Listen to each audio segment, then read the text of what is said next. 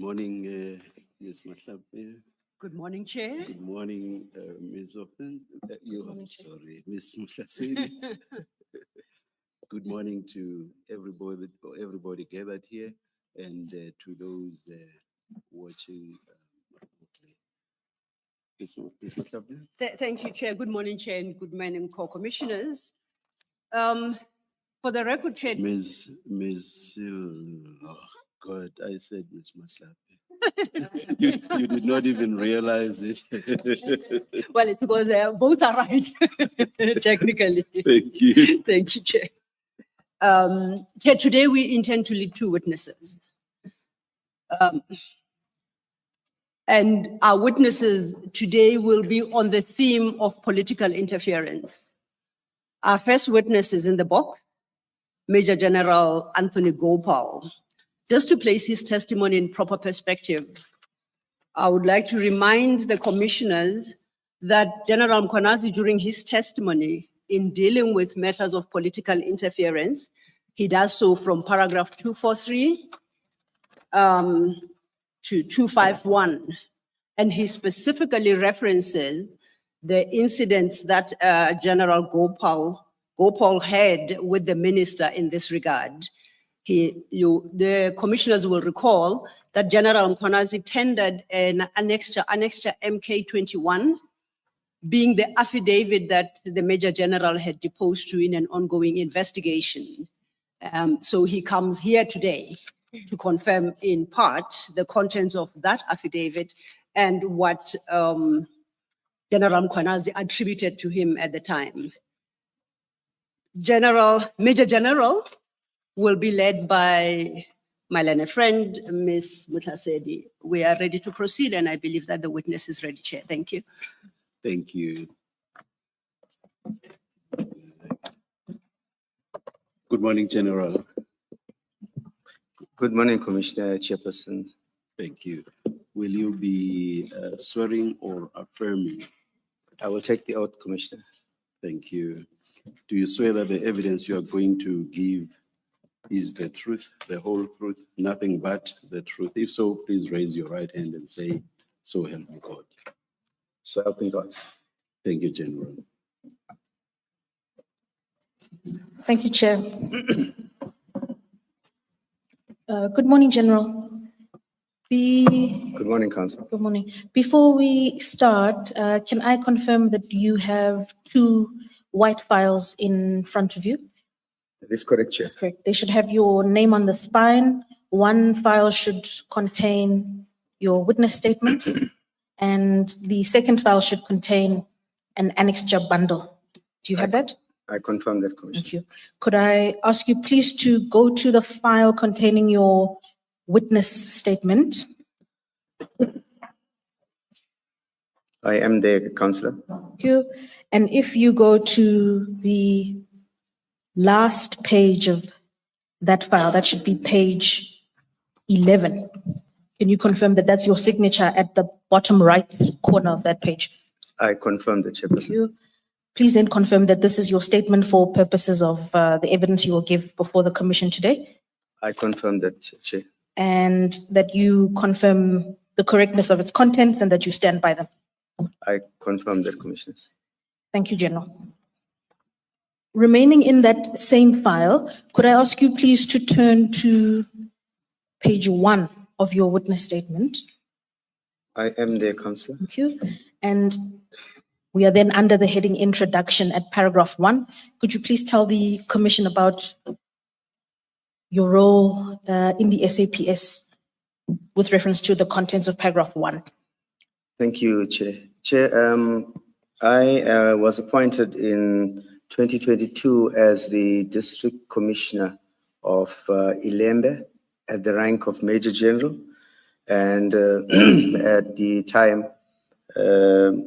I served there as a District Commissioner until May of 2025, where I was requested by General Mkhwanazi to assist him at his office as the Deputy Provincial Commissioner for Crime Detection in an acting capacity, which I'm still currently assisting with. Thank you, General. If we then flip over the page, please. We go to page 2. There is a heading at the top of that page titled Background and Service History. Could you share with the Commission briefly your professional experience within law enforcement? Thank you, Chair. Chair, I currently am serving 35 years of service in the South African Police Service. Between 1990 up and until 1997, I was on the lower ranks of operational work at different police stations. But from the year 2001, specifically, I then joined what we would call the SMS level, which is not the SMS level, the national components of the organization, working in different environments at 2001. Some of them being the National Inspectorate here in Pretoria, then being Protection and Security Services, which deals with the protection of VIP and the likes. And then I moved on into border security, where I served much of my time providing leadership in the environment at a senior management level in the border security environment from 2007 at the level of brigadier until 2022. Thank you, General. Then, please proceed. Chair, amongst the many courses that I had undertaken, I will just emphasize and focus on the senior management level managerial, which is an important aspect of being able to be competent and a person that will be able to discharge his or her responsibilities. One being the Executive Development Management Program, which I had undertaken. I successfully undertook that program. And then I also did some courses here in Pretoria with the policy and efficacy inspections development as well. And then I completed a course on public administration in the space of training within the context of the South African Police Service. In addition to that, Chair, my qualifications span over a few qualifications, one of it being an extracurricular diploma in forensic auditing, the second being a diploma in the National Diploma in Policing. Then I moved on to studying the bachelor's in policing and successfully undertook that. I then continued to diverse a little bit on my studies, and I went into the Master in Technology of Forensic Investigation. And I successfully completed that master's. And I'm currently undertaking my PhD in the criminal justice, focusing on cybercrime, which I am at an advanced stage. Chapters are submitted, and I'm working with my professor. That's about a background of my education and courses, Chair. Thank you. Thank you, General. Please then turn over the page to page 3. You will see then at the top of that page, we have a heading titled My Interactions with Minister Mchunu. Immediately beneath that, we have a subheading titled The Murder of Councillor Mabhida. I'm going to ask you to start at paragraph 8 and to narrate your interaction with the minister with reference to that subheading, please. Thank you, Chair. Chair, my interaction with Minister Mchunu was over two specific aspects. The first one, which I will deal with now, is in relation to the murder of Councillor Mabhida, who was a councillor in the municipality of Mandeni. Chair, I received a call from the minister on the 5th of February, around 8:17. And at the time of receiving the caller was inquiring about, what transpired with the murder of this particular councillor. I did not recognize the voice at that time. nor did I have Minister Nkunu's number stored on my phone, so I didn't recognize this caller. And after the caller had outlined, what the call was about, I then politely asked the caller, "Can you please tell me to whom am I speaking?" And it is when the minister said it's Minister Nkunu. And I then immediately placed that voice with Minister Nkunu. And then I said, "Minister, I'm sorry, I do not have your number on my phone, and I did not recognize your voice," and I greeted the minister politely. Then after that we started that conversation, I did brief the minister, and I did say to the minister what had transpired in the incident of the murder of Councillor Mabida. Chair, with your indulgence, there is some detail of what had transpired in the actual shooting of the councillor outlined in my paragraph 10. If the commissioner and the chair will allow me, I would prefer not to narrate the details to cause some kind of secondary trauma to the family that might be listening to my testimony today, if that's in order. Ms. Mashaseri, from where I'm sitting, that is in order. Do you? 100%, Chair. Yes. The witness can continue without detailing the contents of paragraph 10. Thank you, Chairperson. Yes, thank Chair, you. after having given that particular feedback of what had transpired and how the murder was undertaken to the minister then told me that I must keep him abreast of the investigation. And I then said to the minister that I'm not investigating the murder, although it happened in my district at the time. And that the murder was being investigated by the political task team. The minister then asked me... You mean the political killings task team? Commissioner, maybe I'll put it to you this way, Chair. Yes. At the time, now for the sake of public record, everybody is calling it in its full, the political killings task team. At that time, it was just referred to as a political task team. All right. So now we use it more often. So in the context of the originality of my conversation with the minister, it was simply political task team. I didn't use the word killing in that But context. I'm looking at paragraph 11 of your statement. You also referred to it as... Yes, that's correct, Chair. No, you're correct that I wrote it in this full abbreviated acronym.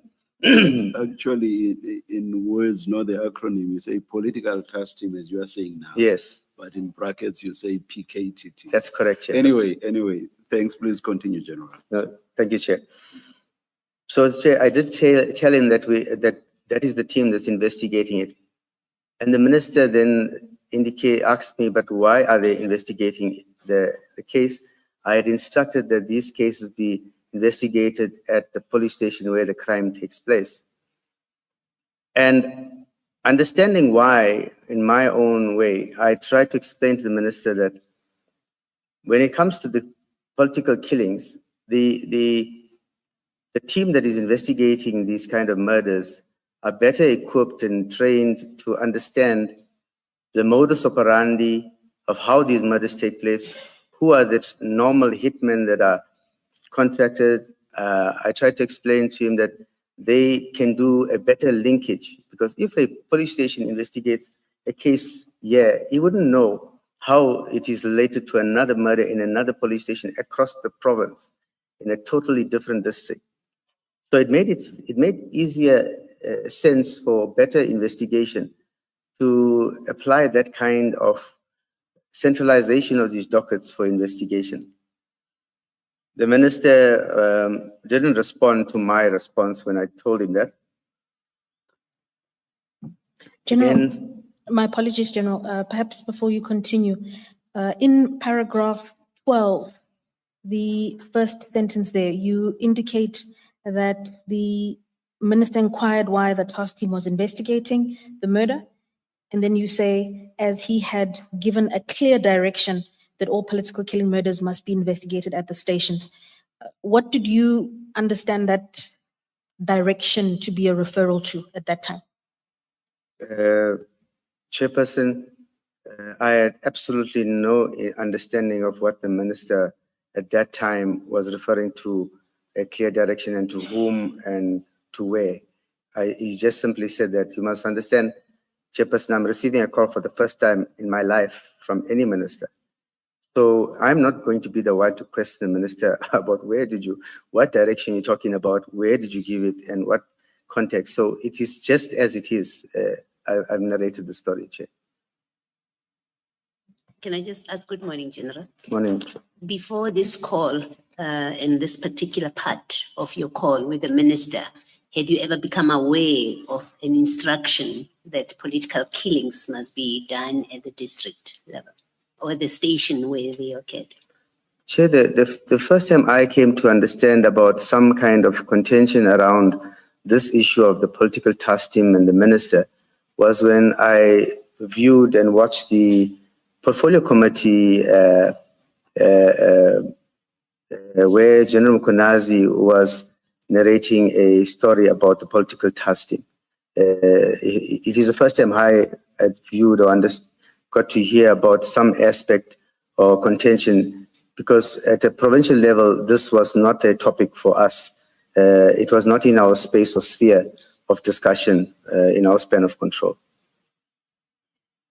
I hope that brings... Just to clarify, to be clear for the record, this discussion this explanation by General Mkwanazi that he's referring to is at the March 2025 parliamentary appearance. That is correct, Chairperson. Committee. Thank you. Thank you, Commissioner. General, you can continue your evidence. You were dealing with the contents of paragraph 12 and 13. Thank you, Chair. Chair, so having given that explanation to the minister, that they better understand, the political task team understands the patterns of how to these crimes and how to investigate them. The minister then, like I said, then thanked me for the feedback, but he still asked me if there's any development, I must keep him abreast. So that's how our call had ended. My call had ended with the minister. Thank you, General. Could I ask you to please turn to your annexure bundle? Please go to page 10 of your annexure bundle.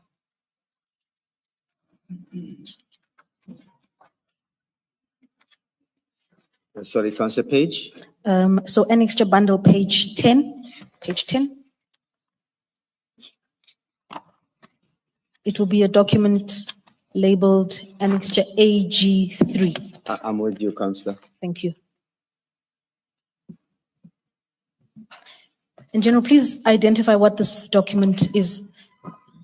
Chairperson, I went into my WhatsApp in preparation of this statement, and I did what I'd call my own export of my entire conversation with the minister that I had with him on WhatsApp. And I then printed that and I annexed that to my statement. So for clarity, General, for example, in paragraph 8 of your statement, when you indicate that you received a WhatsApp call from that number beginning with 082, do you see that? That's correct. That's correct. If you look at annexure AG3, the contact you have saved there as Minister Mchunu, that is correct. Is that the number yes, indicated in paragraph 8? That is correct. Thank you. So if we were then to go back to the last paragraph where you gave evidence of, if you look at paragraph 13 of your statement. Perhaps before, I apologize. Before you do that, General, did the minister explain to you why his particular interest in this case? In the conversation that you have with him on the phone, why he wants to be updated, why he's asking you about how this occurred? Commissioner, at the time, I didn't know but I summarized later on why the minister had interest in that particular councillor. Okay, so you'll still get to that. I haven't mentioned it in my statement, but I could indicate it right now up front. Please. Later, I came to understand that the interest in the specific candidate or the specific person here, Mr. Mabhida, was because he was an ANC councillor. The minister is from the ANC, and even in the subsequent, which I will get to, the minister attended the funeral and had an interest in that particular councillor because he was from the ANC. Thank you, Commissioner. Thank you, Sorry, Mr. Secretary. Good morning, General. Morning, I Commissioner. just want to understand something. Where did the minister get hold of your phone numbers, and how did he know that you are the person to speak to if he wants to know more about this case? I'm just curious to understand how the connection started, and out of all the people, he decided to call you and speak to you. So where did he get your numbers, and how did he know who you are, and how did he know that you could assist him with information relating to this case? Commissioner, you sound like my principal, General Konazi. He asked me the very same question after I had called him to narrate that the minister had called me. And my response to him was, I don't know. It's the first time I've ever received a call from any minister. So I have no idea where the minister got my number from. It wasn't something I could ask the minister, where did you get my number, by the way? It's something I never asked him. But I never interacted prior to this with the minister where we exchanged numbers. So where he got it from, I wouldn't know, Commissioner. Just out of interest, were you the investigating officer in the case, or were you the station commander of the station where the case was reported? I was trying to understand why the minister would contact you and ask you about this case. Commissioner Kumalo, I was the district commissioner. Mandeni Police Station is one of the 10 police stations that falls within the district under which resorted under my command and span of control. So the 10 station commanders in the district reports to me. Mandeni is one of those stations. Councillor Mabhida is a person who died in Neoni Police Station, which is also under my jurisdiction as in the Ilembe. He is a councillor in Mandeni municipality, but he was murdered in the Neoni policing precinct, which is still under my control as a district commissioner. So is it safe to assume that he could have inquired and somebody would have directed them to you? I would say so, Commissioner. Thank you. General, was this the first political killing in your recollection? The first political killing within your area since the minister was appointed? To my recollection, Commissioner, I think it was, yeah. Okay, thank you. Thank you, Commissioner.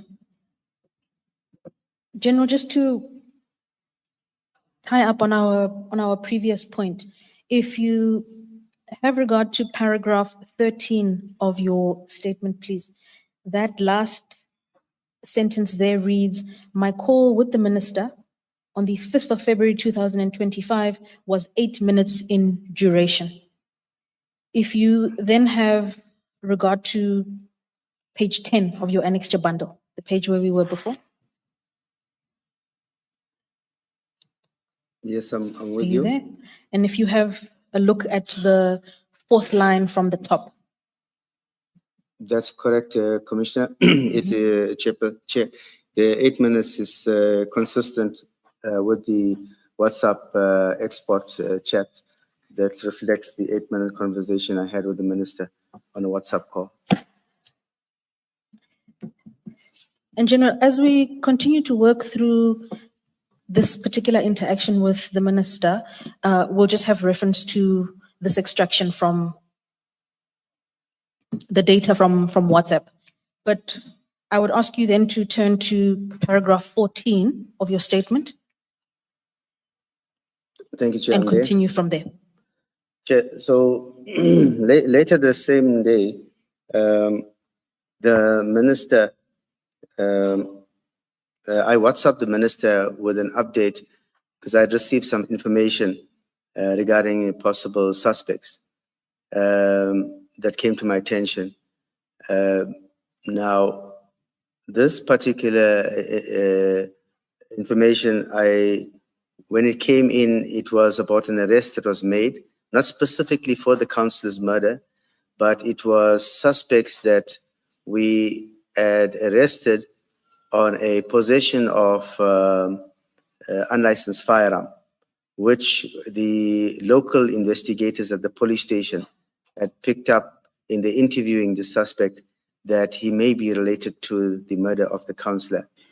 I messaged the minister, but then I realized, okay, maybe we must see the investigation through before I could have given that as a possible suspect. And I then deleted those messages to the minister.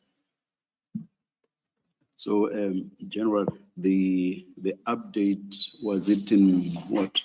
Did it consist of 4 texts? Because I see 4 deletions. So I didn't get the question, Commissioner Chair. I'm saying in paragraph 14, you refer to an update singular, but in AG3, page 10, I see 4 deletions.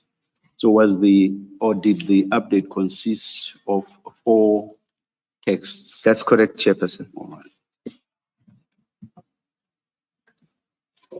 Thank you, Chair. Thank you. General, following on from the Chairperson's question, please then continue from paragraph 15. Thank you, Chair. So, Chair, on the 5th of February, after I had spoken to the minister, I then called General Mkunazi to give him an our protocol, Chair, is that within the South African Police Service, in the context, is that no man is unto himself. You have a chain of command, and you follow that chain of command. You're appointed in the context of the chain of command. So when somebody out of your protocol contacts you, communicates with you, you will have to inform your principal that I have been communicated by a particular individual, and this is the context of the conversation. In this instant, I then, in due respect to that protocol, called my principal, who is Lieutenant General Mkunazi, and I praised him of the telephone conversation between myself and the Minister Nkuno. Chair, it is similar to the very same question that Commissioner Khumalo had raised earlier on, where General Mkunazi asked me, but why will the minister be calling you? Do you know the minister? Have you met him before? How does the minister have your number? And my answers to him was similar to the earlier, that I don't have a personal relationship with the minister. I don't know him. I don't know where he got my number from. The first time I've received a call from a minister, not just from Minister Nkuno, from any minister in the South African government that calls me directly and speaks to me. So I've never had a conversation with the minister before. Then that conversation, after outlining that to General Mkunazi, I then updated him also with what was transpiring in the meantime with regards to the suspect. And I then indicated to him that I have communicated with the investigating officer of the task team that we may have a possible suspect that they may want to come and interview in the case that they are carrying, because the one we are having is just for unlicensed possession of firearm.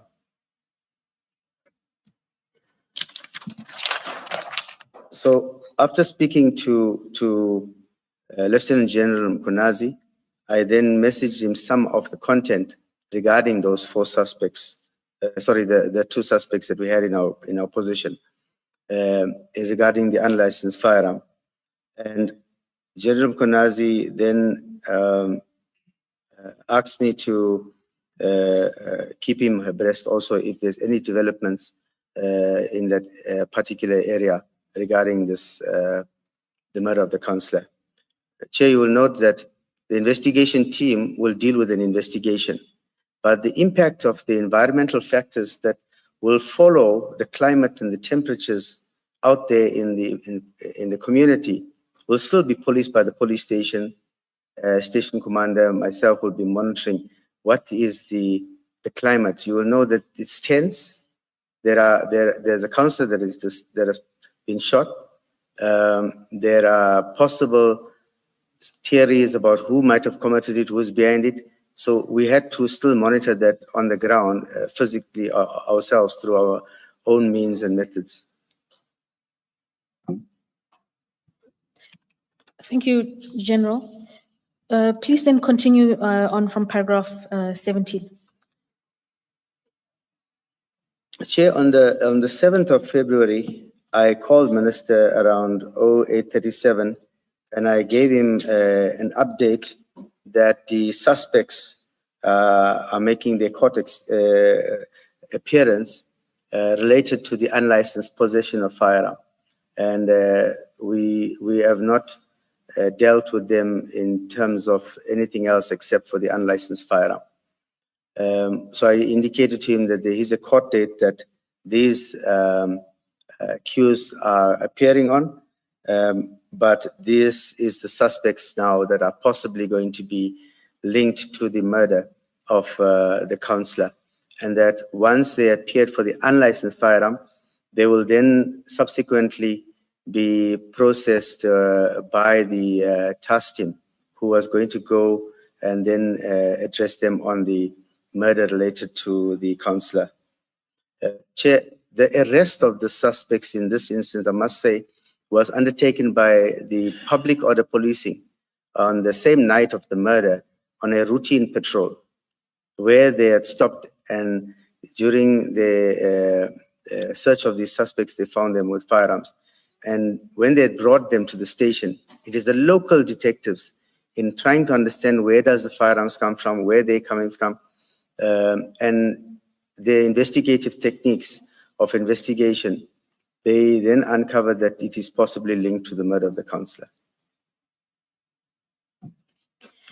General, before we turn to the next page, just to clarify, could I ask you to have regard to page 10, again, of your annexure bundle? If we go back to the initial telephone communication you had with the minister, that is the fourth line from the top on the 5th of February. Are you there? Yes, Chair. Okay. So, General, if you read from the left, it sets out the date there as well as the time. You're talking about the fourth entry? The fourth entry, that's correct. So it would set out the date and then the time. Are you with me? On the 5th? Correct. Is that the 1333 or the above?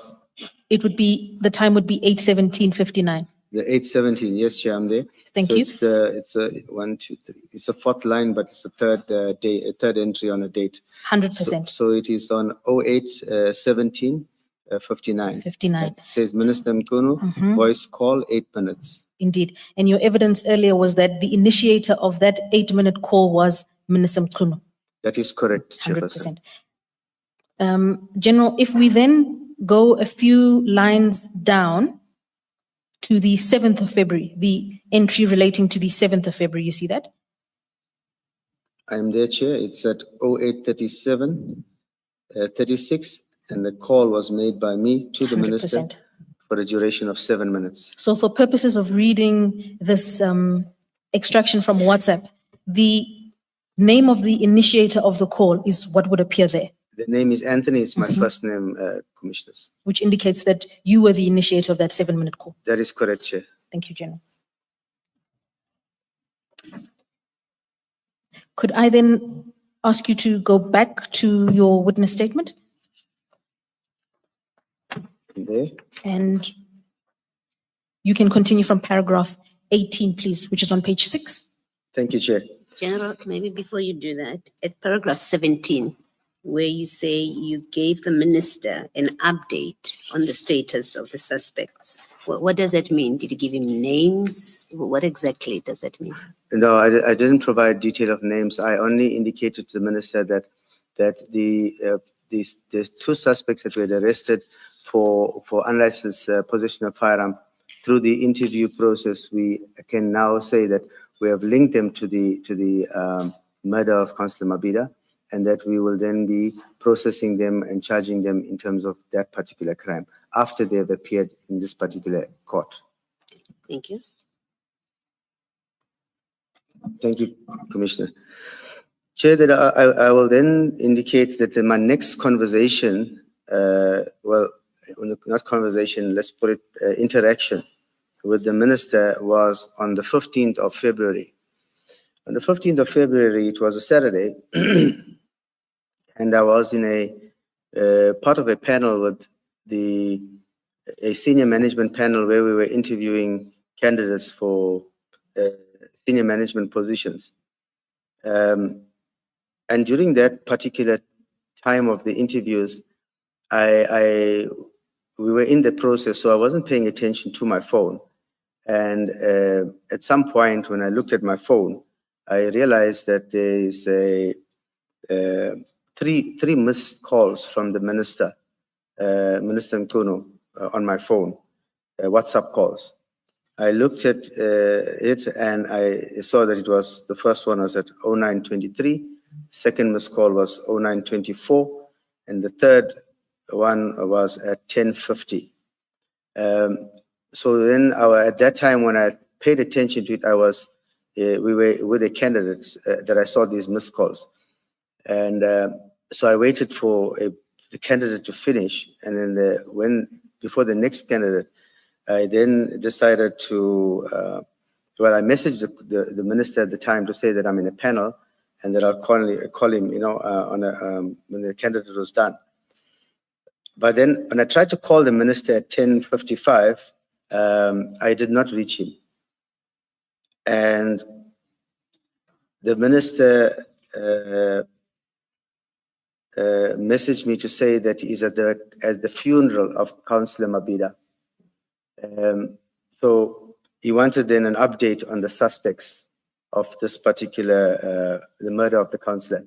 He wanted to know the charges and any information that is relevant to the murder of the councillor.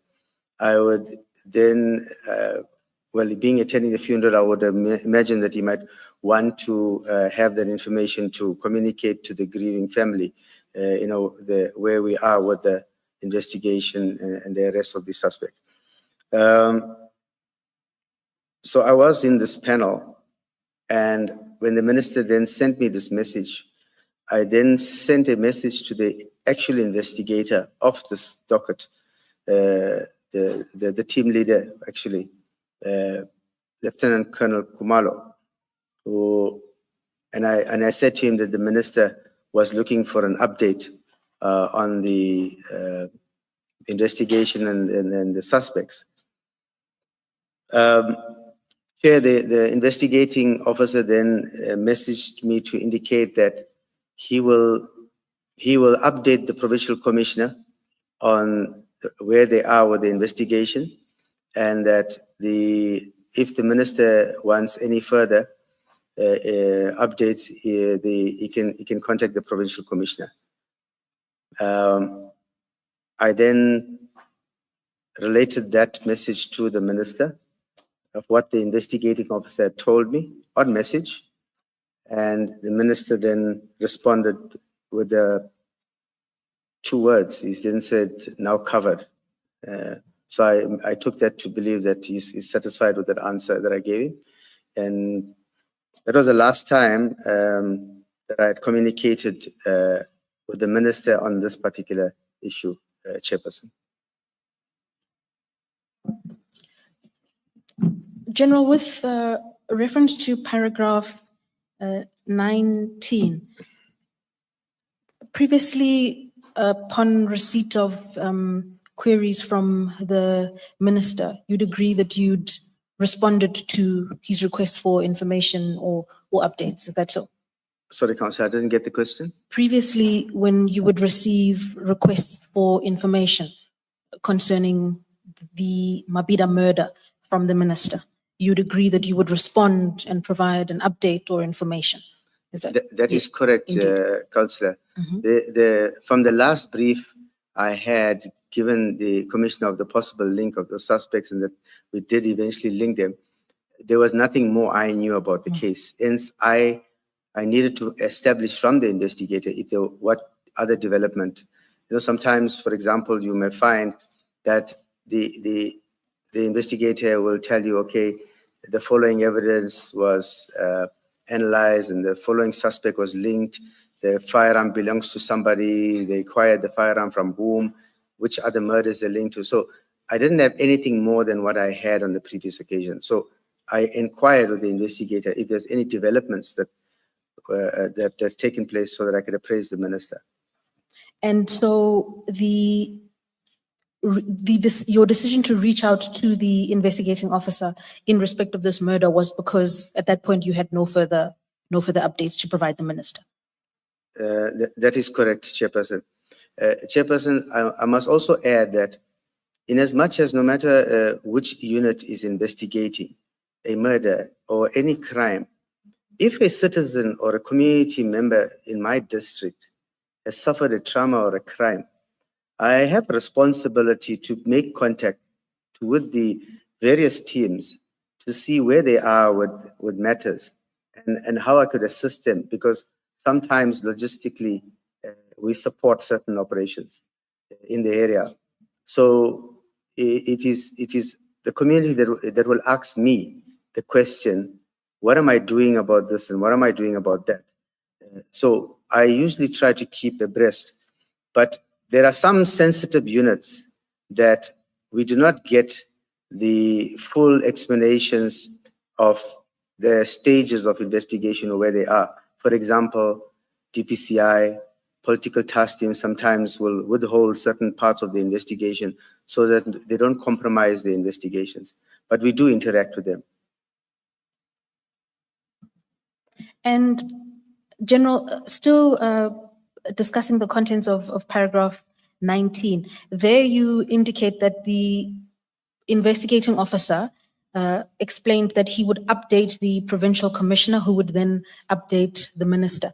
Is that the ordinary protocol that is followed? Is that the procedure that must be followed in this context, or was that something unique to the circumstance?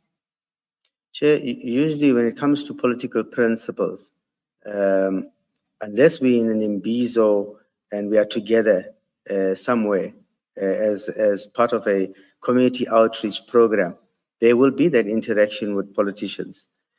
Other than that, when it comes to the normal protocol of chain of command, politicians will talk to our principals. And same way, if you go to just take a local level, you will find that the mayor will communicate with the station commander because that's the level on which they are in the local area. In myself, I have lots of interaction with the district mayor because I'm a district commissioner. So I have a lot of interaction with the district mayor and the mayors because in terms of the levels that we are on protocols, I'm allowed to do that interaction. But when it comes to MECs, comes to ministers, that protocol lies at the instance of the provincial commissioner or the national commissioner, that is depending on what it is. But mine is limited as a district commissioner to district mayor, local mayors. That's my level of protocol that I can engage and interact with. Thank you, General. You indicated in the course of going through your statement that this was the first time that a minister had contacted you. That is correct, Chair. In particular concerning the murder, for example, of a councillor, of a ward councillor.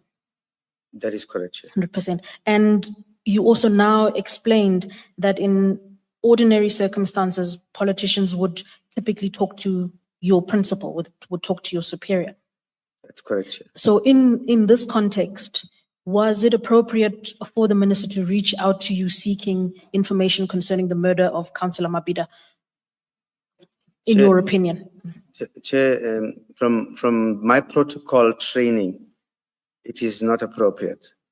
But I can't say from Minister Nkunu's protocol as a politician what training they receive and how to communicate and with whom and to what boundaries they cross and allowed to cross. But purely from my training in my 35 years of historical institutionalized protocol, it is not normal and it is not in accordance with our protocol for me to interact with the minister without the specific direction of my principal.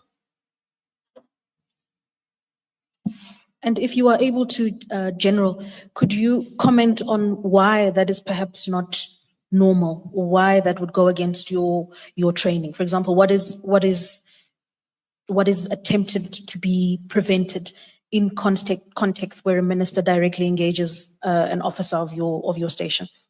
Chair, this comes out of experience, my own personal experience in the history that I've served the organization. In any province, the provincial government interacts completely with the provincial commissioner.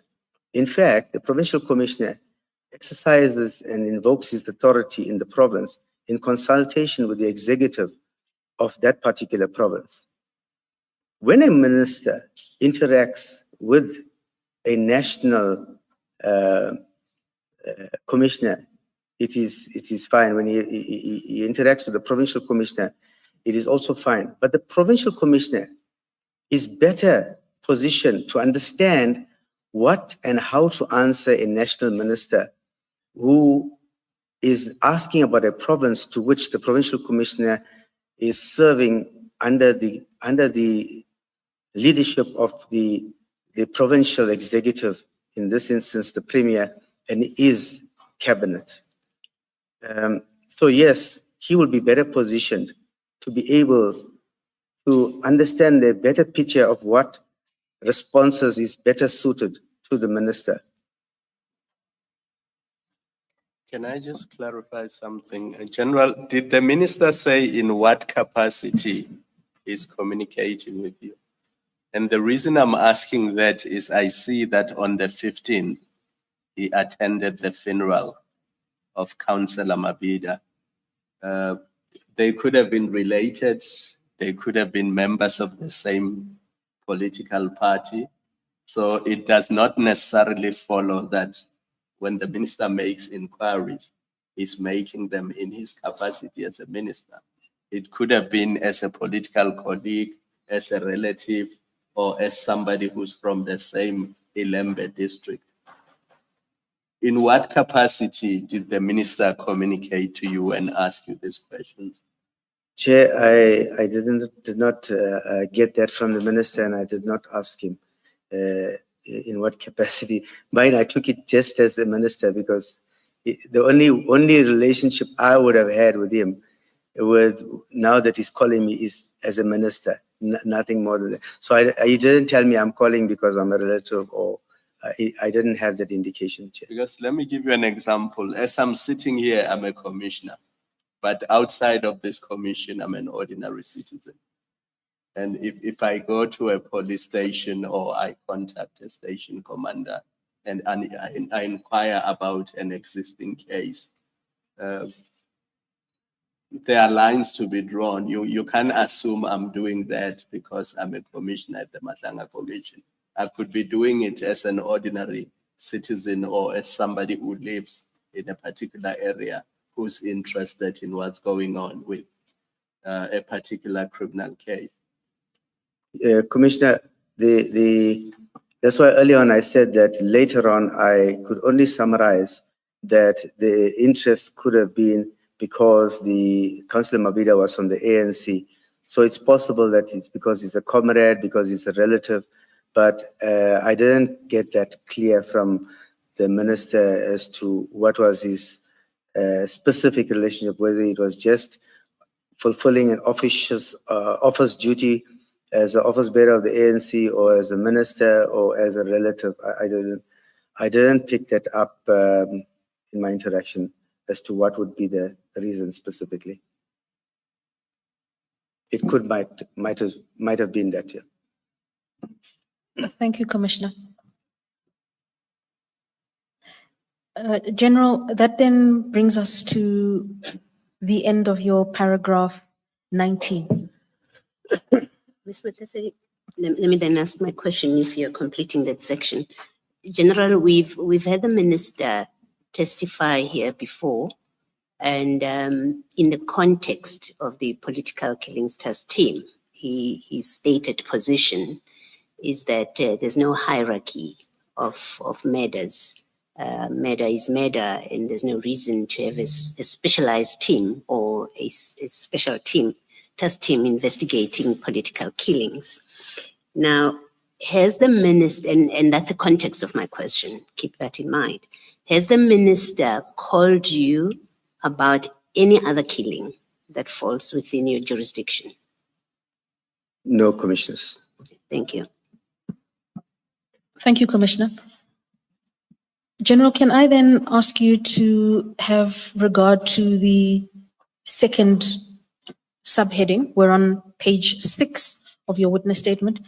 There is a second subheading just above paragraph 20.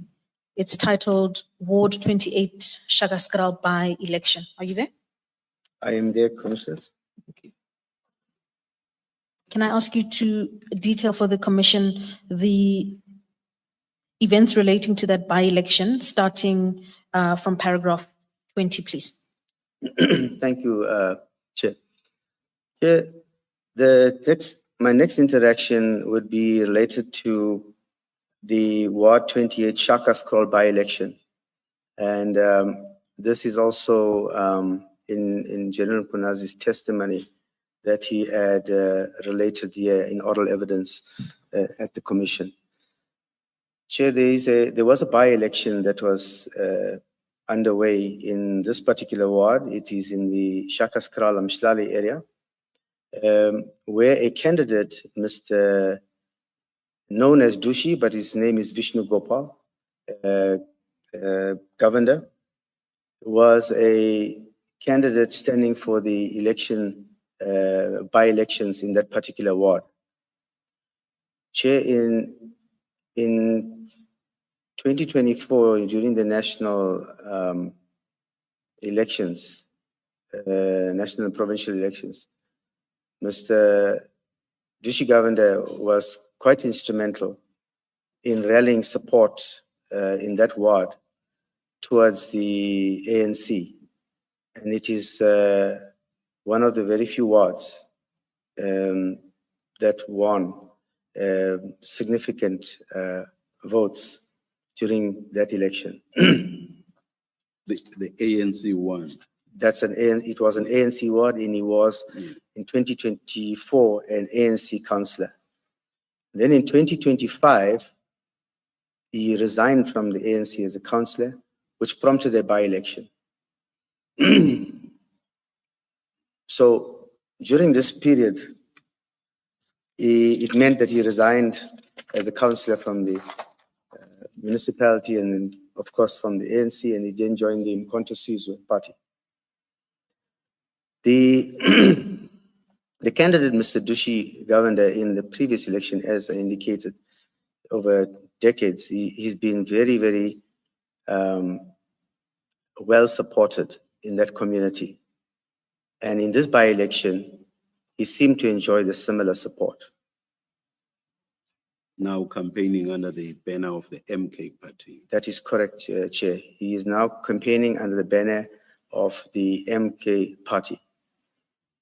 Chair, during the campaigning period, there were quite a number of senior, very high-profile ANC officials would come and support the ANC candidate, which was in that area, trying to campaign for the ANC. One of them was Minister Mtono, and he also came out campaigning. I will deal with that campaigning part in a short while. I will start with where he, on the 31st of March 2025, after campaigning on the previous days on the weekend, on the 31st of March, Minister Mtono went to the police station of CPS Mslali, and he then indicated to the station commander, Lieutenant Colonel Naika, that while he was on his campaign trail, he was taken to some people who complained extensively about the MK party candidate, Mr. Dushi Govender. And the complaints he had received from them was that the police is doing nothing and they are under the control of Mr. Dushi Govender, and that Mr. Dushi Govender and his family get away with committing any kind of atrocity they feel like, or crime. Specific reference generally is made to case CAS 61/06/2021. That is, yes. What was that case about? that was a case of an housebreaking and theft case where he specifically told the station commander that he'll be returning to the police station in the afternoon at 1500 hours, and he wants the management to bring that docket and explain to him why Mr. Dushi Govender has not been arrested. Who had laid a charge in respect of this matter, and who was the suspect? Chair, in this particular case docket, a complainant was, it's in my notes, and I didn't put it in the statement. The notes are made of the meeting that the minister had. The complainant was a member of the public, and the suspect in this particular case docket was the son of Mr. Dushi Govender and not Mr. Dushi Govender himself. So that was a housebreaking and theft case. So in the morning, basically, he tells the station commander, minister says to the station commander, I'm coming back at 3 o'clock. Have your management ready, bring this docket. I'm going to interview more people with complaints, and I will want you all to explain why you are doing nothing about these cases. I do realize, of course, that the interaction was with Lieutenant Colonel Naika. That's in the morning. Yes. Did you ever get to understand why the minister was making all these inquiries? Commissioner, I'm coming to that part of my statement where, after that conversation, Colonel Naika called me and indicated that what had transpired. She also sent me a message in relation to that. And then I was at that time in a meeting, an accountability session, case docket session with General Mkonazi. And as the normal protocol again, I informed the provincial commissioner that the station commander of Abstali has called me to indicate the minister's visit, his conversation, and his intended revisit at 1500 hours. My discussion with General Konazi when it concluded was that I should go there and to the police station and join that meeting and not leave the junior level to be interacting with the minister in that fashion, which I did, Chairperson. I then proceeded to the police station.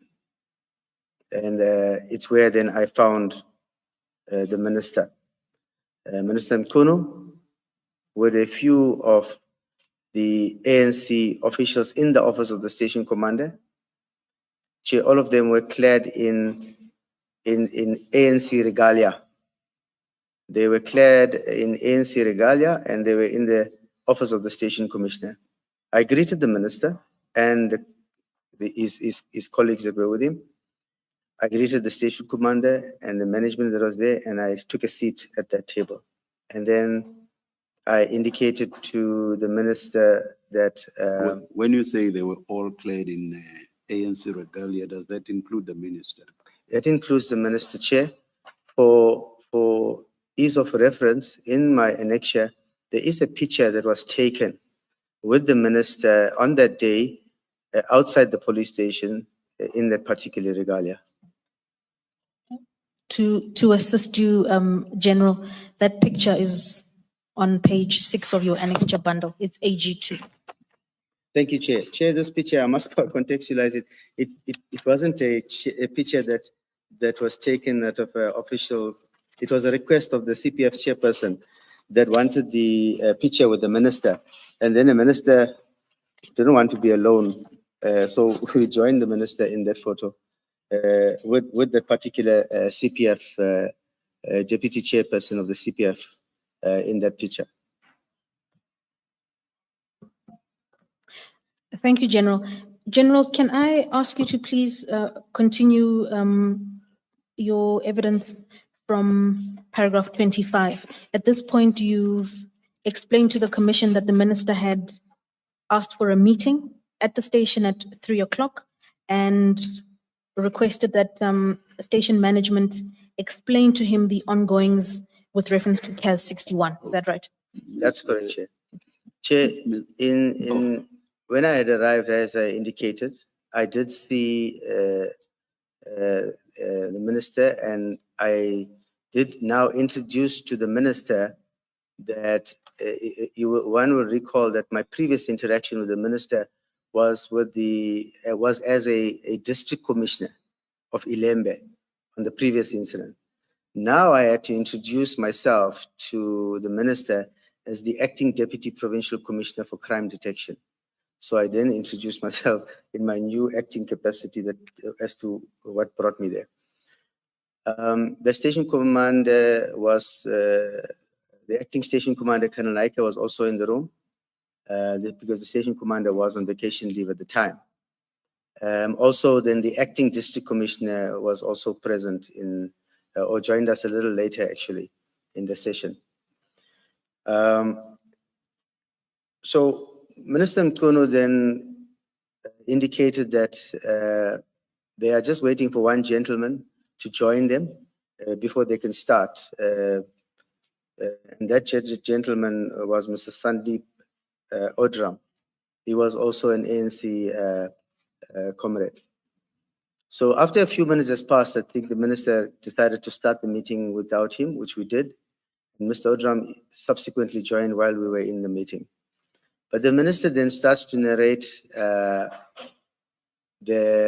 he went to different houses or community members, and in particular, there were 3 different instances that he narrated complaints against the candidate that is standing for elections, Mr. Dushi Govender.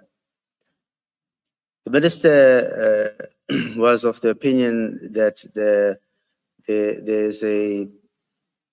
community has a sense of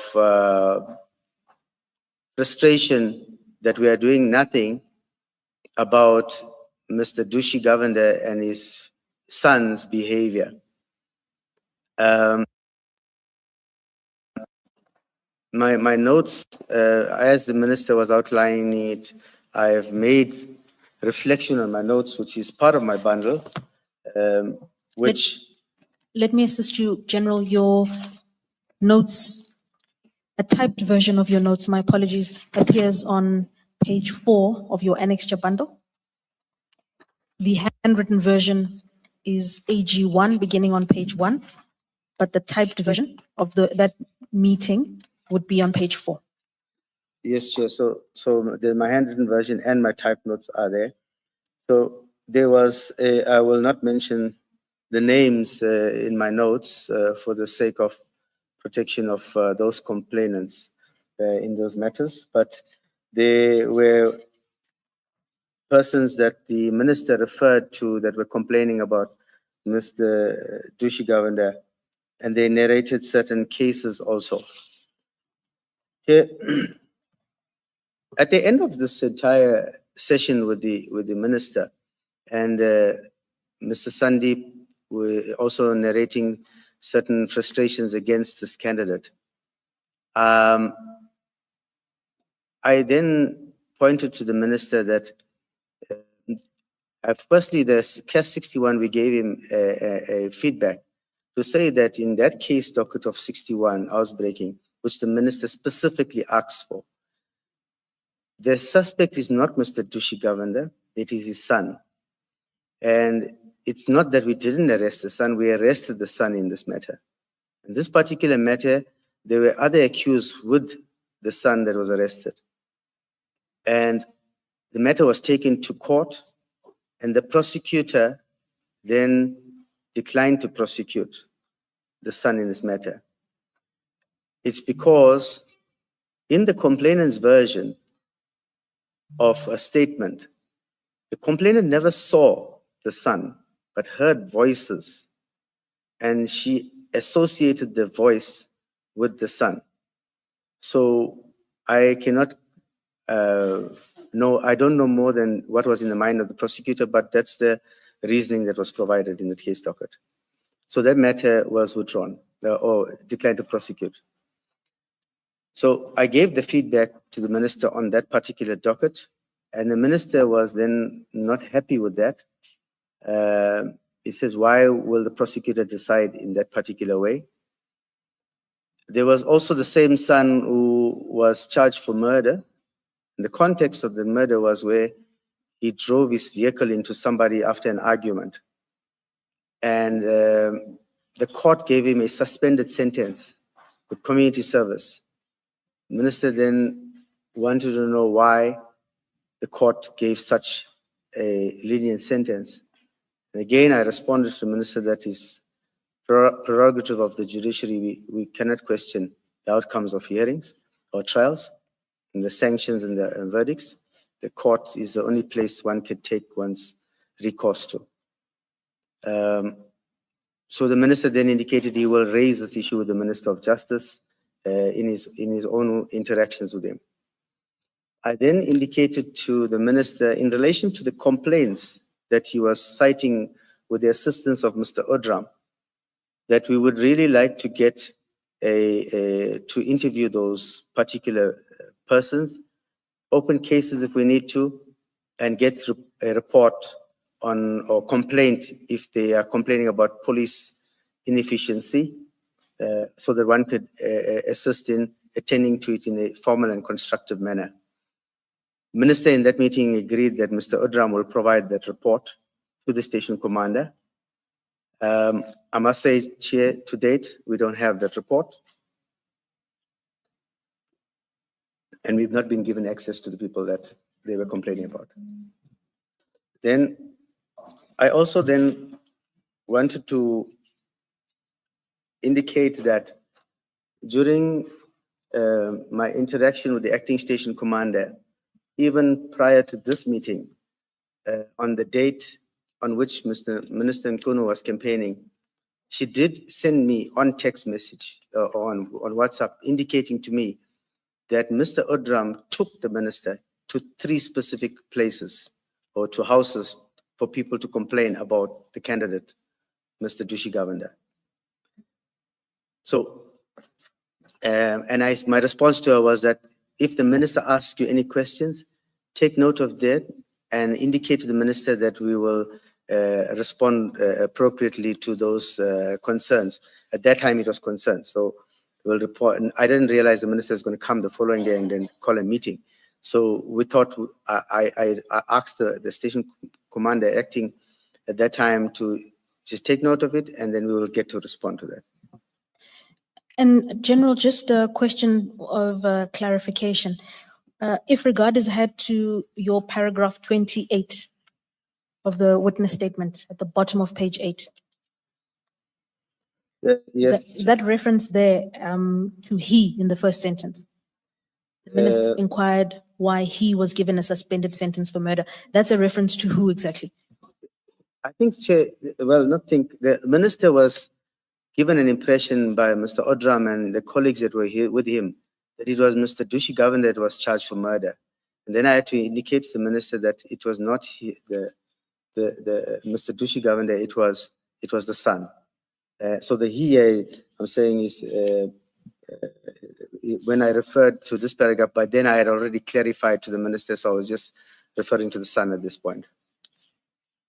And so just to be clear, those complaints that you recorded in your notes at page 4 of your annexure bundle, those complaints in fact were related to alleged criminal conduct on the part of Governor Junior and not on the part of Dushi Govender. As the Chair, yes, the complaints, to their understanding, it was against Dushi Govender and the sons. But when you go into it, you then realize it's not Mr. Dushi Govender, the candidate that was standing at the by-elections. It was against the sons. Thank you, General. Sorry. Am I hearing you to refer to sons, plural now? Mr. Dushi Governor has a few sons. Oh, yeah. all right. I'm asking specifically because I thought throughout you were referring to just one son. Now No, I he has quite a few sons, problematic sons, Chair, very problematic sons. He has 3. Yeah, very, very problematic. I can say to you that because whilst Mr. Dushi Governor is perhaps not we should not get to the any, personal, yeah, and I'm not any going into detail with regard to them being problematic. Yeah. Well, Chair, I say that with no contradiction, simply because Mr. Governor himself calls me, and he tells me to please come and lock his sons up. He calls me, so that's why I say it with no contradiction. He calls me to say he's not fed up of this one and it's fed up of that one. Please come and arrest him. So that's why I say it without contradiction. And did you arrest them, General? Chair, we did. Yes, we did. I sent a police van and we arrested his son. I did. General, I'm trying to make sense of your paragraph 23 read with 26.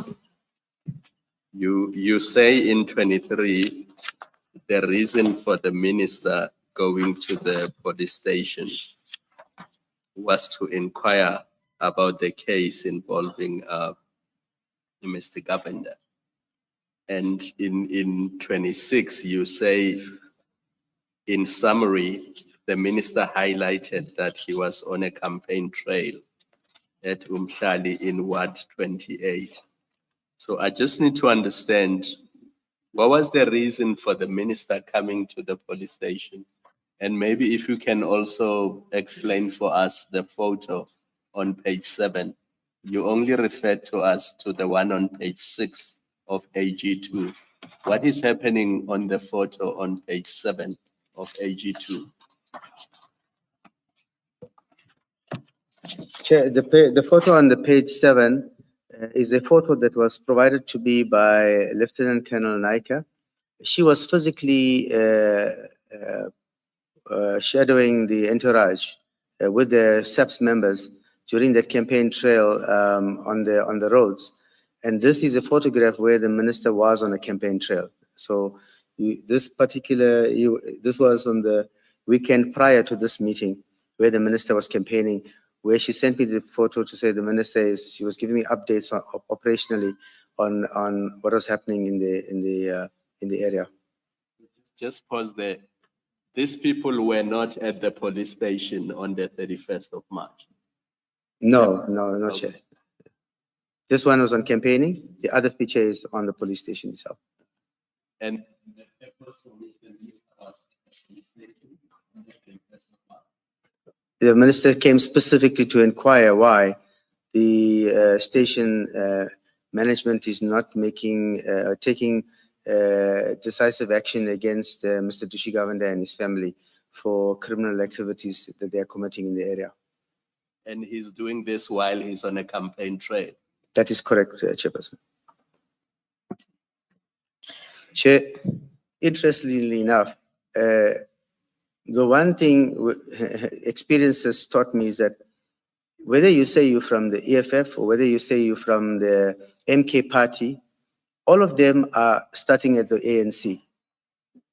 So when we had finished that meeting, the very same colleagues that was with the minister on the day in the room, I don't know what conversation and who, but the candidate himself, Mr. Dushi Govender, called me after that meeting and the minister had left. He said, I believe you have now been given instructions to arrest me. This is the candidate, Mr. Dushi Govender. I believe the minister has now given you an instruction to arrest me. And I indicated, no, I did not receive such an instruction to arrest you. We were having discussions about you and your family and your criminal behaviors and cases that might be here, but no instruction to arrest you at that meeting. And I said to Mr. Governor, and he said, well, are you going to be arresting me in any event? I said to him, no, I don't have a warrant of arrest for you. But if you commit a crime in the presence of a police officer, and if there's a case that you commit a crime now and there's evidence, I will come and arrest you. But for now, I don't have anything to arrest you for.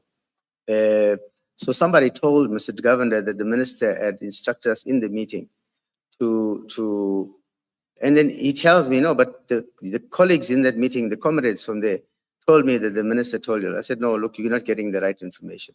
Yes, there was question about why you were not, you and your family have cases that are not being investigated, you are not arrested for those cases, but not to say we must come now and arrest you. So I didn't have an instruction like that.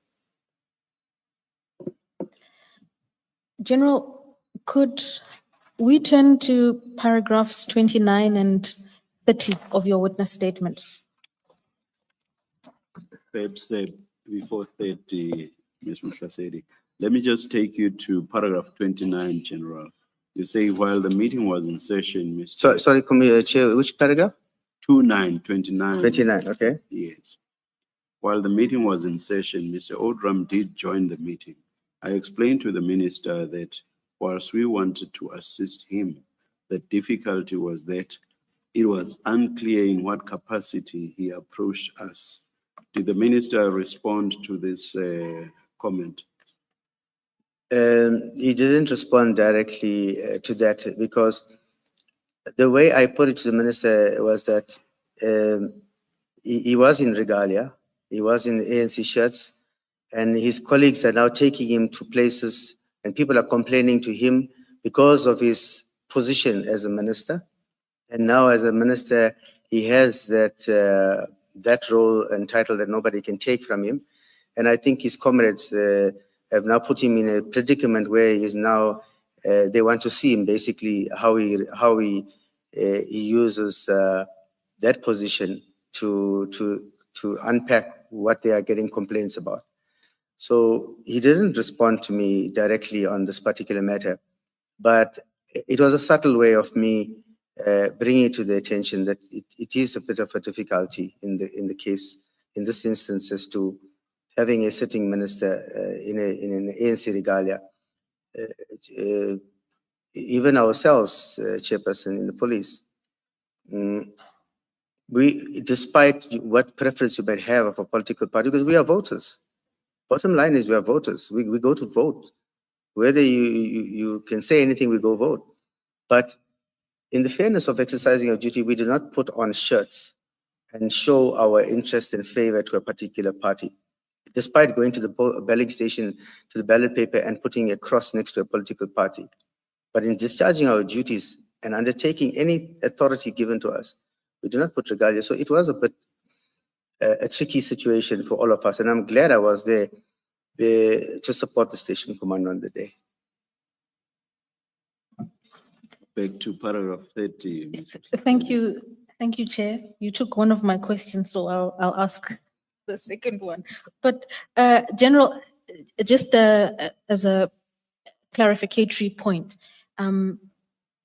is it correct that the subject matter of the minister's inquiries at that meeting of the 31st was Mr. Dushi Govender? It was not crime broadly or other criminal activities. It related primarily to Mr. Dushi Govender. It related primarily to the candidate, and I have to say it without any contradiction. It related to the candidate, that Mr. Dushi Govender and his family, but specifically focused on Mr. Dushi Govender. And perhaps, Chair, it was a bit odd that one would take that extent of intervention at the police station. I said earlier on that Mr. Dushi Govender in that particular community enjoyed huge support from that community, and that reflected in the polls. So it was slightly just uncomfortable that somebody who had won the previous landslide elections, that the entire community is suddenly angry against him, that 3 people in the entire community would go to their houses and be interviewed to make a complaint about this candidate and talk about this candidate. And the cases that even with the candidate himself, what is reflected on record is that not a single case was after 2024. So meaning the candidate was up and firm and standing and correct and upright according to everybody's eyes up until 2025 when he changed floors, when he crossed the floor to another party. All this time, his record was clean as far as anybody was concerned. So 3 people for Well, me. according to the minister, that was because the police were doing nothing. That is correct, Chair. According to the minister, that the police officers were doing nothing until we unpacked each and every case that the particular candidate was charged for previously and the outcomes of those cases. And there's no new cases. There was not a single new case that we had since the previous election against the candidate. So we felt, well, I felt it was a bit odd and mischievous that you'd go to 3 people's houses. Well, perhaps not the minister did it on his own. He was taken to them, to those houses by his colleagues, his comrades. And then from there, you then say this, that there's a problem with this candidate. And of course, again, in the by-election, it played out and it made, it came clear that the community is not angry with this person. They voted for him again, in a landslide victory again. So it was a bit of uncomfortable. And even as I sit here, it's extremely uncomfortable for me to give evidence of this nature against the minister in such a way, because one would have expected not to have had that meeting at the police station, irrespective of what pressure came from the colleagues from the ANC.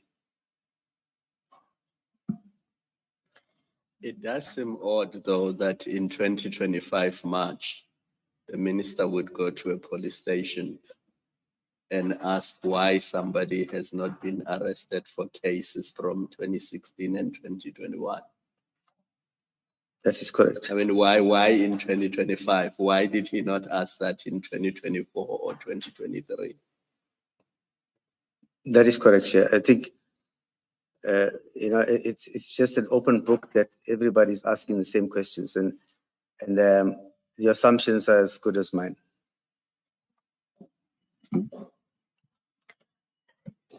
General, as I understand it, the significance of your referencing that or mentioning that the minister and the people with whom he was were wearing ANC regalia and T-shirts, the significance of it is he was not in the discharge of ministerial functions. He was campaigning. He was on the campaign trail for a candidate of the ANC. Am I correct in that understanding? That is correct, Commissioner. And I think it's something that becomes difficult for us as officials to navigate. Now, I'm a general, and I had to navigate through that. I had to go to the assistance of a station commander. Yes. A constable would not navigate. He will comply. Yes.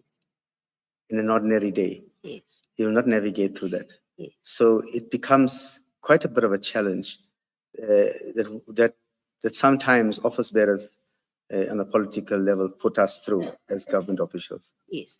So in short, what you're saying is he was in ANC regalia carrying out campaigning and therefore ANC activities, and yet used the power of his ministerial office to get a meeting with the station commander and with the management of the station and to ask about dockets. That's correct, Chair. But I must be also quite open-minded to the fact to say that if any political party came in regalia and they didn't have a designation of power on them, they could walk into a police station and complain about the candidate, and we would have given them the same attention in their regalia. The complexity here is that it's the minister. Yes. Well, even with that scenario, would you, it being any other political party, would you bring the docket, as you say in paragraph 23, the minister had asked for a specific case docket to be brought in the afternoon. Would you share that with an ordinary member of the public, the contents of a docket, and discuss the specifics of a case that's in a docket? I would not. I will summarize. I will not give them the detail that I ordinarily gave the minister. We gave him more detail of information. Chair, all this information on individuals in a private, these are private people. Yes. All this information we gave to the minister purely because he's the minister. Yes. If somebody walked in there, I would have given them audience, but I will summarize it to tell them, I have looked into this docket. My answer to them would be, I've looked into this docket. Your basis, your argument does not stand. What I may advise you to do is take a recourse with the public prosecutor in this docket, yes, but not with the police. I'm satisfied with the extent of investigation that was done and the outcome of the investigation, which took it to court. So your recourse would be with the prosecutor and the NPA. That's the answer I will give you as a normal walk-in. But because it's the minister, the portfolio of the candidate, the history, the background, the profile, it's not entitled to a walk-in. We gave it to the minister because of his level of authority. Thank you, Commissioner. Thank you, General. Thank you, Commissioner. And General, perhaps in follow-up to the question from Commissioner Baloy, in paragraph 23, you indicate that on that same day, after the minister had made an initial inquiry, there was a gathering of station management and detectives to meet him at 3 o'clock that same day.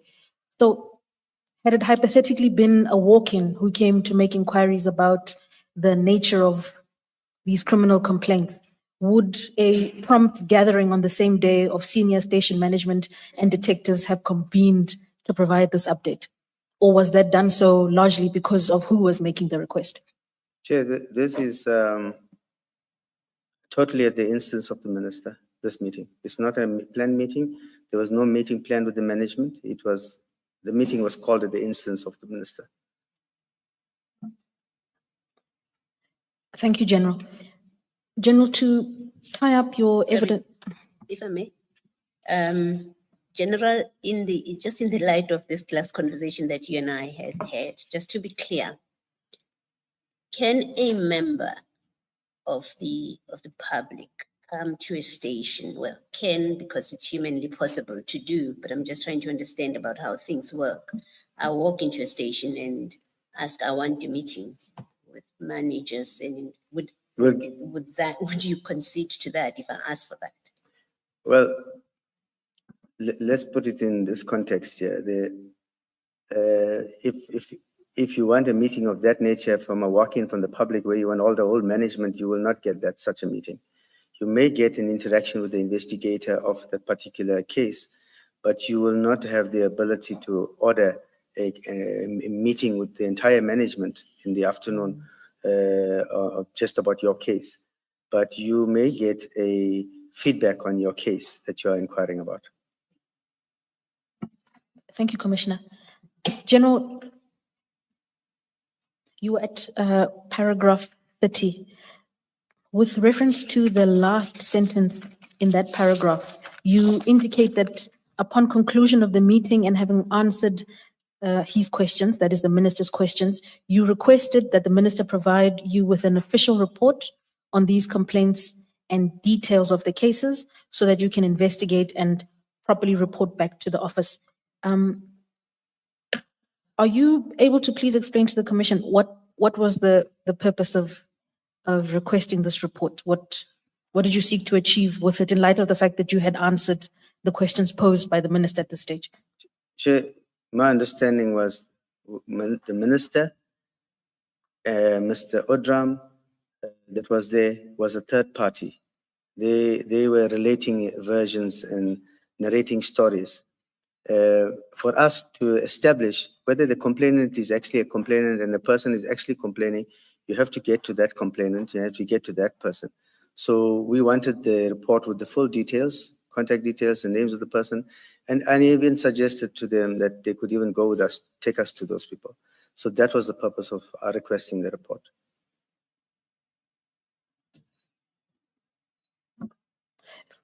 Thank you. General, if you then turn to paragraph 33 of your statement, that's a reference to the picture attached as Annexure AG2. We've already gone there. That's correct, that right? Chair. And at paragraph 34, you detail an interaction you had with Mr. Udram on the 27th of March. You see that? That's correct, Chair. Can you speak briefly to that interaction, please? Chair, this was prior to the campaign trail of the minister. So the minister's meeting was the 31st, and then the prior to that on the 27th, I received a call from that very same Mr. Udram that came later on into the meeting. Well, Mr. Udram called me to say to me that there was an ANC caucus where Mr. Dushi Govender was discussed, the candidate himself. And the caucus had taken a decision that they will lay a complaint with the minister when he's coming to do his campaign trail, and that they will indicate to the minister that Dushi Gavanda is a problem in that community, and that the police is doing nothing about arresting Dushi Gavanda. So he said just give me a heads up, and I must prepare myself that the minister might ask me questions about why we're not arresting Dushi Gavanda. Thank you, my apologies, General. Chair, just to note that it's now 11 o'clock. Let us continue to the end of the witness's testimony. Thank you, Chair. Please continue, General. My apologies. So he gave me the heads up, and that's what led me to then proactively asking one of the captains, the detectives in the station, to draw a profile for me for Mr. Dushi Gavanda, and we did that. And that particular profile outlines these previous cases, and it then clarifies that there's no fresh in that report. There's no new cases that we have against Mr. Dushi Gavanda. So having received that report, and on the day of the campaign trail, Chair, ordinarily if there's activities in my district, even when the president was there, I was there, and I was walking around when they did the visit. So when there's a senior person visiting the district, we would normally make ourselves available for those kind of operations. But on that particular day, I was unfortunately committed to a personal prior commitment, so I could not go to those operations that was taking place during the campaign trails. And I then said to the station commander to send my greetings to the minister, but I also messaged the minister to say to the minister that I apologize for not being there personally during his visit to the district, but of my personal commitment. And I then indicated to the minister that there was some kind of chatter that was going on with that candidate. But this is the profile of the candidate, and there's no new cases against the candidate. Something to that effect, Chair.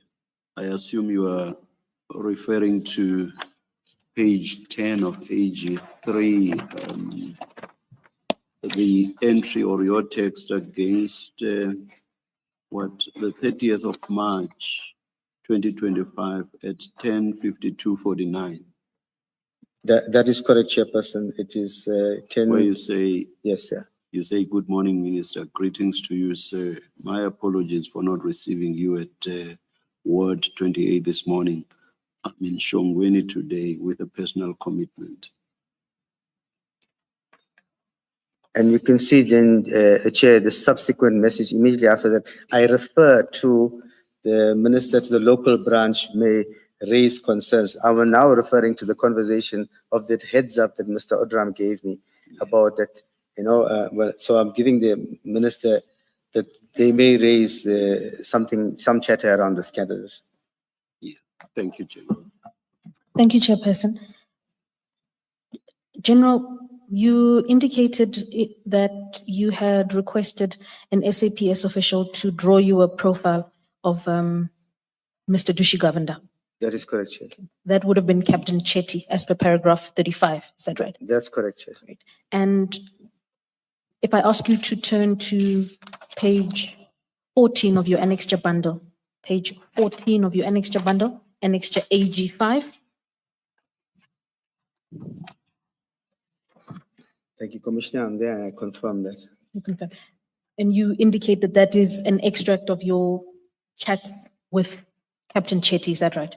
That's correct, Chair. Chair, my appeal to you, of course, if there's any need for public, there are other conversations regarding other cases that are part of the chat, but not necessarily related to this particular instance, and one would not want it to be part of the record. We would, of course, redact them, Chairperson, in addition to the telephone numbers and other personal information. Please, thank you. Thank you, Chair. And General, if you turn over to page 15 in your annexure bundle. Sorry, before you go to 15, I wanted to, the last one on page 14. Is it fair to say that one relates to the specific case we're talking about? Because I see there that the date is 27 March 2025. That's correct, Chair. It's consistent with the phone call that I indicated I received from the branch, giving me the heads up, and then I activated the captain to draw the profile for me. And then the rest on that page we can disregard. The previous part of it, yeah. Just the last part, the last line, basically, the last two lines. Yeah. Thank you, Commissioner. So, General, then just for clarification, on the 27th of March, you received what you call a heads up from Mr. Udram? That is correct, Chair. Indeed. And when regard is had to page 14, as well as paragraph 40 of your statement, you requested Captain Chetty to draw a profile of Mr. Dushi Govender, is that right? That's correct, Chair. And when you turn over the page, if we're on page 15 of your annexure bundle, That's correct, Chair. It reflects on the profile. there are then two profiles. On the top of the page for Mr. Govender Senior, Dushi Govender. That is correct. Is that right? And then there's a further profile The at the son. bottom, indeed. And if we are to turn back to page 10 of your annexure bundle, if we go back to page 10 of your annexure bundle. I'm there, Chair. Thank you, General. Just to remind you, this is annexure AG3, which is your communication with the minister. That is correct, Chair. At the bottom of that page, The profile is reflected that I supplied, yeah. and is that the profile provided to you by Captain Chetty? That is correct, Chair. Thank you. Thank you, General.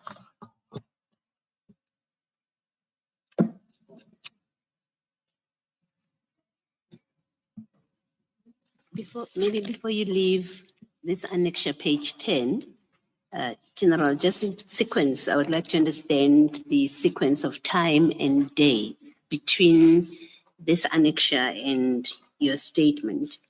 In your statement, your meeting with the minister is on the 31st of March.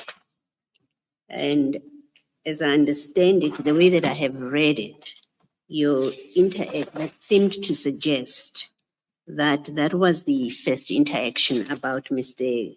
Govender at the 31st of March in the after. Well, first you get a report from Colonel Naika that the minister was present and the minister wants a meeting, and then you attend a meeting in the afternoon on the same date.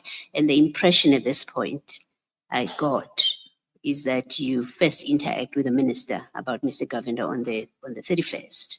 But if you look at page 10 of your annexures, you already on the 30th of March are speaking to the minister about the local branch having raised concern on a candidate. As from the charter I picked up, you say, I did a preliminary check and of note, no new cases against him since he last canvassed for national elections. I'm assuming you're still speaking about Mr. Govender because you've got his name in brackets. When in fact do you start talking to the minister about Mr. Govender?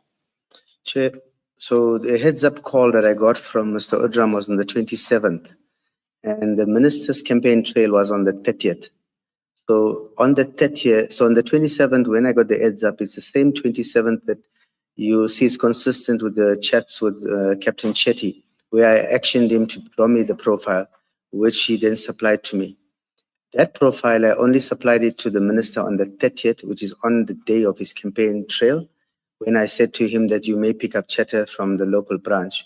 And subsequently, I gave him the profile of the candidate to substantiate why I'm saying there's nothing, no new cases. Then on the 31st, post the campaign trail, the day after is when the minister arrived at the police station, and where we then had a specific discussion around CAS 61 and the rest of the complaints that the minister was referring to. I guess my question is, At which point, and why are you speaking to the minister about Mr. Govender on the 30th? At which point did the minister raise Mr. Govender with you? If he did, at which point? And if he did not do that before the 31st, why are you discussing Mr. Govender with him on the 30th? Chair, that was out of the conversation that Mr. Odram had with me on the 27th. So I remember I said I wasn't going to the campaign trail. Now, already in my mind, the minister is going to be given a narrative that the police is doing nothing about somebody in that particular campaign, and that particular station falls under my span of control. So meaning that if the station is doing nothing, it means the district commissioner is also doing nothing. So to preempt or to how do I put it, to say to the minister, we are aware that the local branch will raise the issue of this candidate, and this is our understanding of the candidate proactively so. But he never asked for it at that point. If the minister said were to come here and say to us, you started the governor communication or discussion with him, he didn't initiate it, you initiated it, he would be correct then? He would be 100% correct. Yes. And for someone who has a concern about the role of this mixed role of the minister, you know that he's on the campaign trail. Yes. You've told us how uncomfortable it is for officers to have politicians meddling, but you know that is an ANC business, and you initiate discussion, not only just about a citizen, but an opponent of his party. How does one reconcile your concern about the minister's, what appears to be inappropriate involvement or use of power by the minister, with the fact that you are in fact the one that initiates that discussion? Yes, Commissioner. When I provided that information to the minister, and like the fact that I ended up in the meeting, in both instances, it was my way of saying, Minister, this is what you may receive. This is how you should stop it where it starts. When I gave the minister that profile, mine was to arm the minister. When he picks this up, because it is quite clear that the ANC comrades, they were going to initiate the conversation to taking the minister into something that will create this blurred line. And in my mind, it was to say to the minister, this is how you should answer the ANC colleagues, that there's this matter with this candidate, there's nothing new. Let's leave this thing alone. That's how I understood my providing that detail to the minister, was almost like an early warning to say, don't get into that conversation. And you were speaking to him on the 30th, in what capacity? As minister or As a minister. or campaigning member of the ANC? As a minister. So you were also conflating his roles then? Sorry, Commissioner? You were also conflating his roles, because on the 30th you speak to him as a minister, and then in the meeting of the 31st you say, we don't know what capacity you are in here, when in fact on the 30th you're communicating with him as a minister. Well, I'm just confused, but I think more seriously concerned that you seem also to be confused about how to use your role. You use your role to provide information about a candidate, opposing candidate, to the minister, and then you say, but the minister is misusing his role, his power of office by seeking information about a candidate, when in fact you gave him information about a candidate in exactly that capacity. Yes, Chair. Well, my conversation with the minister at all given times will always be with the minister. It will be with nobody else. It wouldn't be in his capacity as anyone else other than the minister. That's the only relationship I can have. Other than that, I wouldn't have a relationship with the minister.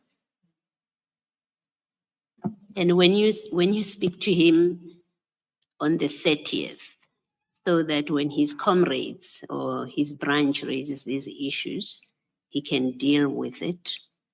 You expect that discussion would be happening within the political context, right? Within his colleagues, yes.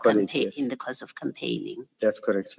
And you see nothing wrong with saying to him, you as an ANC member, I'm the police, when you as an ANC member, when you speak to your comrades, this is the information about the candidate. And I'm sorry, I'm just confused about your own position here.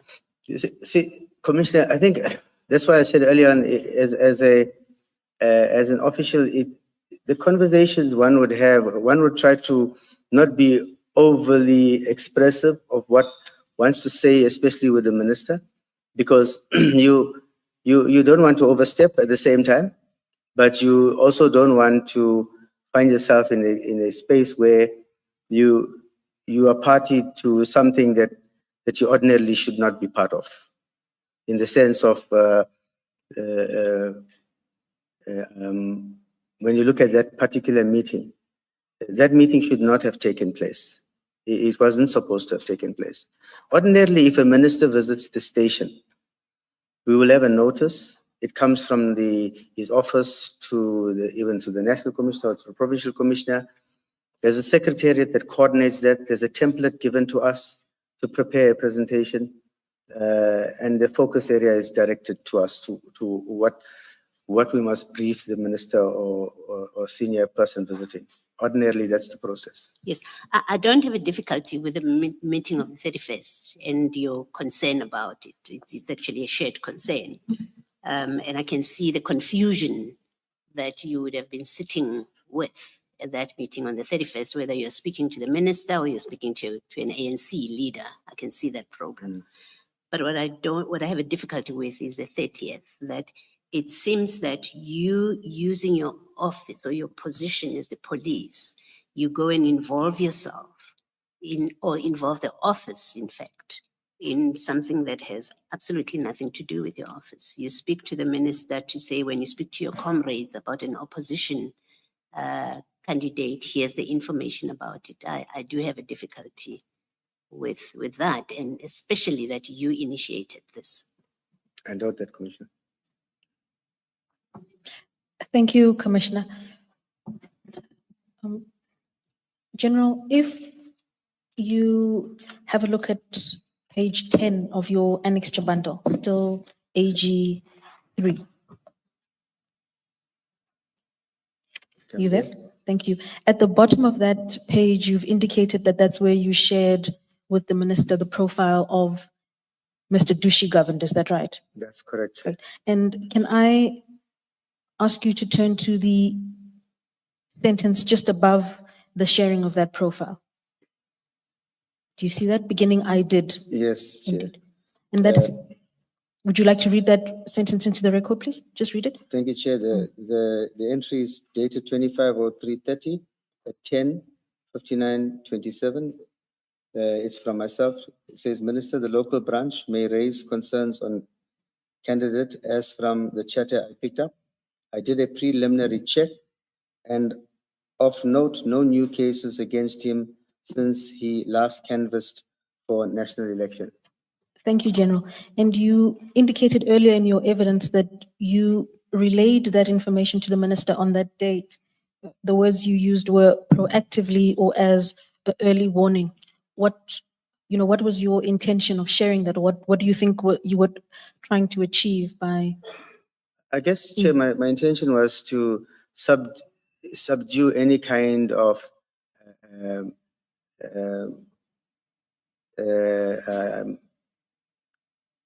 misinformation that might come out from the other colleagues about this particular person. Who are you referring to, General, when you talk about colleagues? I'm talking about the minister's political colleagues. Yes, Chair. Thank you. And just to be clear, General, that you shared this information based on the heads up, as you would call it, that you received from Mr. Udram on the 27th. That is correct, Chair. So in an attempt to proactively take steps in dealing with what he had shared with you. That is correct, Chair. Thank you, General. Leaving then your annexed bundle, could I take you back to your witness statement? We are still on page 9, where you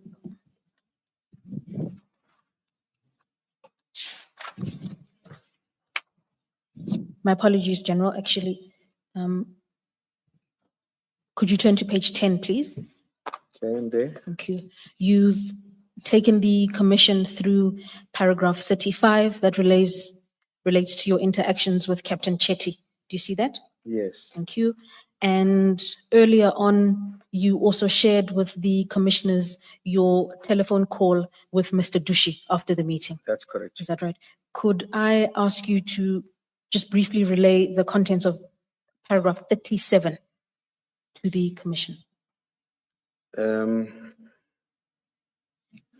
All these engagements prompted me to attend the by-elections, Commissioner. So, meaning that actually, because I could see this, what has been transpiring around the concern in this particular by-election, I then decided that I will have an operational commander at the by-elections, but I decided, let me go there and also be proactive to make sure that there's no unnecessarily conflicts taking place on the by-election day itself. And I spent the entire day at that by-election voting station where I waited right up until the votes were the polling station was closed and counting had commenced. Thank you, General. So in your capacity as district commissioner, in light of the concerns you had witnessed, concerning this by-election, you decided to go and observe the That's events correct, for Chair. yourself. And what were your observations at the end of that election? Chair, the observation at the end of the elections, yes, the elections ran off smoothly, and the successful results was provided, and the elections went off in every respect went off smoothly. The candidate there, Mr. Dushi Govender, did win that by-elections. Thank you, General. Chairperson, unless there are further questions. The remainder of General Gopaul's statement relates to attachments that we've worked through, unless there are further questions. General, can I take you back to paragraph 24 of your statement? My co-commissioner, Commissioner Baloyi, asked a question, but in a slightly different context. Paragraph 24 says, Lieutenant Colonel Naika indicated that Minister Mkunu asked her to gather station management and detectives to meet with him at the station at 1500 hours. Now, can an ordinary citizen or a member of a political party ask a lieutenant general to gather station management and detectives and set a time when they should meet with him at a station? No, Commissioner Kumalo, a normal political party representative or even member of the public cannot summon the entire management to a meeting.